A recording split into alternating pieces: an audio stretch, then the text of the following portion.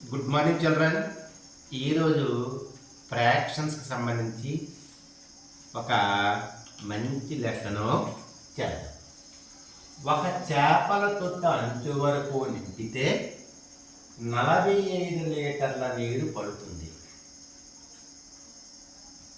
3/5వ వంతు వరకే నీటిని నింపి అందులో 1/3వ వంతు నీటిని తీసేస్తే ఇంకా తొట్టెను పూర్తిగా నింపడానికి ఎన్ని లీటర్ల నీరు అవసరము?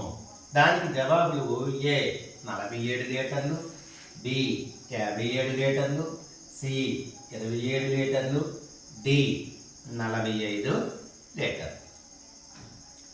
ఒక చేపల తొట్టు పూర్తిగా నిండడానికి 45 లీటర్ల నీరు అవసరం అవుతాయట. కానీ ప్రస్తుతము దానిలో 3/5వ వంతు నీరు మాత్రమే ఉందట. అంటే దాని అర్థం ఏంటంటే 45 లీటర్లను 5 సమాన భాగాలు చేస్తే అందులోని 3 సమాన భాగాల నీరు మాత్రమే ఉందట. దాని నుంచి 1/3వ వంతుని నీటిని తీసివేస్తే ఇంకా పూర్తిగా నింపడానికి ఎన్ని నీళ్ళు అవసరమవుతాయని దీని యొక్క సారాంశం చూడండి. ఏమొచ్చాడు? చేపల తొట్టి యొక్క నీటి పరిమాణము 45 లీటర్లు. పూర్తిగా నిండడానికి 45 లీటర్ల నీరు అవసరం.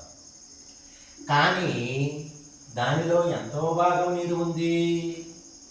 ప్రస్తుతం తొట్టిలో నీటి భాగం 3/5వ వంతు. ఓకేనండి. భాగం అయితే 3/5వ వంతు. కానీ ఎన్ని లీటర్ల నీరు ఉందంటే ప్రస్తుతం తొట్టులో గల నీటి పరిమాణం అంటే ఈ 45 లీటర్లలో 3/5వ వంతు అంటే 45 లీటర్లు ఇంటూ 3/5.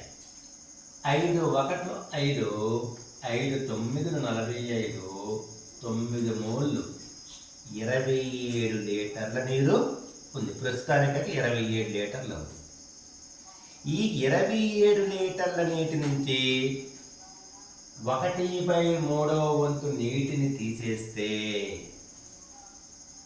అంటే తీసివేసిన భాగము 1/3వ వంతు 27 లీటర్ల నుంచి.